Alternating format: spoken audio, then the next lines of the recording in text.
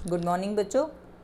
आज हम आपकी पुस्तक आरोह का छठा पाठ यानी उषा कविता है वो करेंगे पद्य भाग से। तो उषा कविता जो लिखी है वो लिखी है शमशेर बहादुर सिंह, जो इसके कवि हैं। तो आप लोगों का बेटे 6 नंबर का इनका जीवन परिचय आता है, साहित्यिक विशेषताएं आती हैं, तो इसलिए बहुत ज़रूरी हो जाता है कि आप पहले इनके बारे में थोड़ा सा जान लें। तो देखिए, शमशेर बहादुर सिंह जो हैं नई कविता के कवि हैं। नई कविता जो कि आधुनिक युग में उसके बाद 1860 के बाद ही 1960 के बाद जो शुरू हुई वो है नई कविता। तो ये नई कविता के कवि हैं। इनका जन्म 13 जनवरी सन 1911 ईस्वी को उत्तरांचल के देहरादून ज़िले में हुआ और 1977 ईस्वी में चुका भी नहीं हूँ मैं, ये इन्होंने काव्य संग्रह लिखा था जिसके लिए इन्हें साहित्य अकादमी पुरस्कार मिला। कबीर पुरस्कार से भी इन्हें सम्मानित किया गया। इन्होंने जो रूबाब है और उसका सुमित्रानंदन पंत का, उनके उसमें भी संपादन का कार्य किया कुछ साल। यानी कि इन्होंने साहित्य के लिए अपना काफ़ी समय दिया, योगदान दिया है साहित्य में। इनकी प्रमुख रचनाएं हैं चुका भी हूँ नहीं मैं, जिसके लिए मैंने बताया इन्हें साहित्य अकादमी पुरस्कार मिला था। कुछ और कविताएं, बात बोलेगी, तुमसे होड़ है मेरी, और संपादन का कार्य किया। उर्दू हिंदी कोश में निबंध संग्रह लिखा इन्होंने, दोआब, कहानी लिखी, प्लाट मोर्चा। ठीक है, तो ये तो इनकी प्रमुख रचनाएं थी। साहित्यिक विशेषताएं आपसे पूछी जाती हैं कई बार, तो उसमें आप बताएंगे कि गरीबी का सजीव चित्रण किया है इन्होंने, और गरीबी का सजीव चित्रण, देशभक्ति की भावना, समाजवादी जो यथार्थ था उसका चित्रण, प्रगतिवादी कवि थे तो प्रगतिवादी चेतना का और सामाजिक का, देशभक्ति का, ये सब इन्होंने क्या किया है, अपनी कविताओं के माध्यम से समाज को साहित्य में योगदान दिया है। भाषा शैली जो रही है इनकी, ये प्रयोगधर्मी कवि थे, प्रयोग करते रहते थे और जो प्रयोग करते थे वो इनका कविताओं में दिखाई देता था। तो जैसा कि हम बहुत बार पढ़ते हैं कि भाषा बहुत ही सरल सहज ऐसी थी, तो ऐसा नहीं था। इन कवि के साथ इन्होंने एक तरफ तो बहुत सरल भाषा भी प्रयोग की है और कहीं कहीं बहुत नितांत ही कठिन भाषा का भी इन्होंने प्रयोग किया है। शब्द तो वही तत्सम तद्भव शब्दों का सभी ने प्रयोग किया है, मुहावरों का भी प्रयोग किया है इन्होंने, अलंकारों का भी बहुत अच्छे से प्रयोग कर रखा है, छंद भी हैं, मुक्तक छंद है ज़्यादातर इनके। तो ये सब इनकी साहित्यिक विशेषताओं में आ जाएगा। तो आइए आप इनकी कविता पढ़ते हैं। उषा। उषा क्या होती है, पहले तो ये देखिए, उषा का समय वो है सूर्यास्त, मतलब सूर्योदय होने से पहले का समय। जैसे सुबह होती है तो रात्रि के जाने के बाद जब हल्का हल्का उजाला होना शुरू होता है तो उस समय को हम उषा काल कहते हैं। क्या कहते हैं? उषा काल। तो ये कविता कवि ने उषा काल की सुंदरता का वर्णन करते हुए ही लिखी है। तो देखिए कविता क्या है। प्रातः नभ था बहुत नीला, शंख जैसे भोर का नभ, राख से लीपा हुआ चौका अभी गीला पड़ा है। ये ब्रैकेट में है। बहुत काली सिल जरा से लाल केसर से, कि जैसे धुल गई हो, स्लेट पर या लाल खड़िया चौक मल दी हो किसी ने। देखिए उषा काल का कितना सुंदर वर्णन कवि ने किया है। क्या कहा है? जैसे रात्रि खत्म हो गई है, रात्रि का जो अंधकार था वो खत्म हो चुका है और अभी सूर्य उदय नहीं हुआ है, उसके बीच का जो समय है उस समय कवि ने आकाश का कितना अच्छा वर्णन किया है। देखिए, प्रातः नभ था, जो सुबह सुबह का, नभ मतलब आसमान, जो सुबह सुबह का आसमान था वो बहुत ही नीला, बिल्कुल शंख जैसा, नीले शंख जैसा दिखाई दे रहा है। भोर का नभ यानी सूर्योदय, मतलब सूर्योदय होने से पहले का, सुबह का जो आसमान है वो बहुत ही नीले शंख जैसा दिखाई दे रहा है। कैसा दिखाई दे रहा है? कवि चित्रबिंब प्रस्तुत कर रहा है। कैसा? राख से लीपा हुआ चौका। चौका समझते हो, चूल्हा चौका? ऐसा लग रहा है जैसे किसी गृहिणी ने राख से क्या कर दिया, चूल्हा चौका लीप दिया है।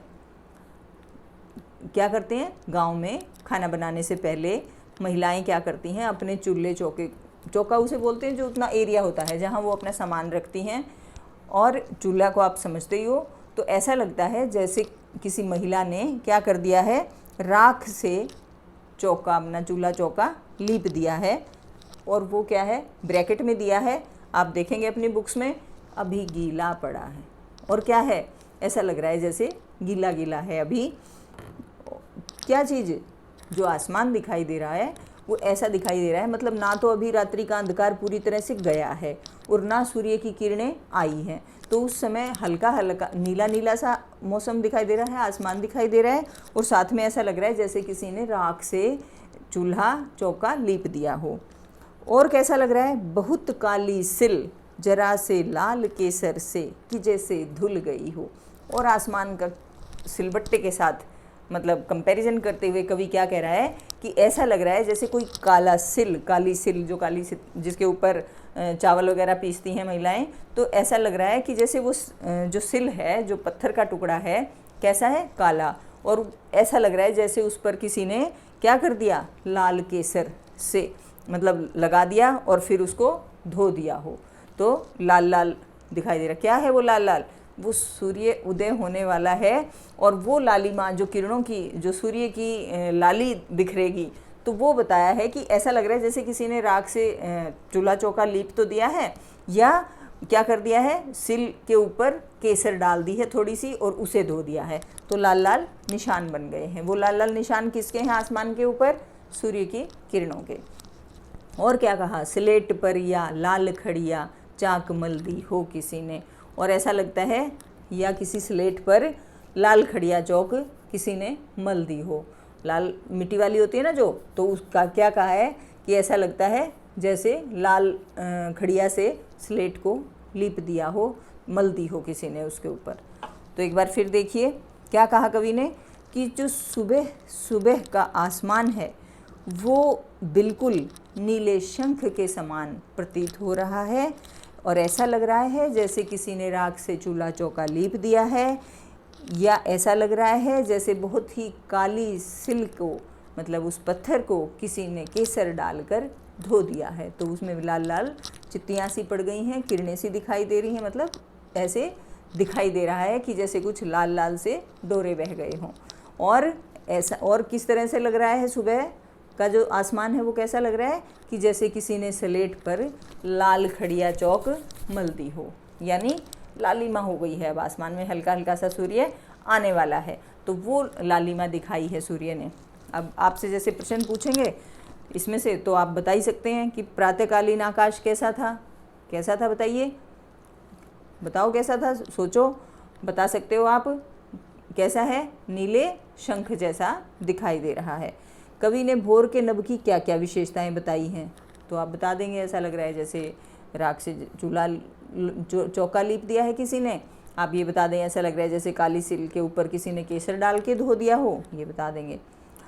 काव्य सौंदर्य स्पष्ट करने की बात आएगी तो आप बता सकते हैं कि प्रातःकालीन आकाश का वर्णन कर रखा है, ऐसा बताया जैसे वो नीले शंख के समान है, और क्या बताया है, राख से लिपे हुए चौके के समान लग रहा है, और वो भी चौका भी कैसा है, जो अभी गीला है। ये सब बता सकते हैं काव्य सौंदर्य में। आप बता देंगे अनुप्रास उपमा अलंकारों का प्रयोग कर रखा है, अभिधा शक्ति शब्द शक्ति का प्रयोग है, बड़ी कोमल कोमल सी जो पदावली है वो है, तत्सम तद्भव शब्दों का प्रयोग है, और सबसे बड़ी बात क्या है, ऐसा प्रकट कर दिया है कवि ने जैसे हमारे सामने हो रहा है। तो जो ऐसी चीज़ होती है कवि के द्वारा उसे हम दृश्य बिंब कहते हैं। बिल्कुल ऐसा कह दिया ना जैसे राख से लीप रखा है और सिल के ऊपर किसी ने खड़िया, मतलब किसी ने लाल केसर डाल के धो दिया है, तो ये सब क्या होता है, दृश्य बिंब होता है कि हमारी नज़रों के सामने वो दृश्य दिखाई देने लगते हैं, अंकित हो जाते हैं। अगला देखिए, नील जल में या किसी की गौर झिलमिल देह जैसे हिल रही हो, और जादू टूटता है इस उषा का अब सूर्योदय हो रहा है। देखिए बड़ी छोटी सी कविता है, इसमें क्या बताया, और क्या है, सुबह का समय कैसा लग रहा है, ऐसा लग रहा है जैसा कि आपको पहले पैराग्राफ में बताया है। और कैसा लग रहा है, ऐसा लग रहा है नील जल में या किसी की गौर झिलमिल देह जैसे हिल रही हो।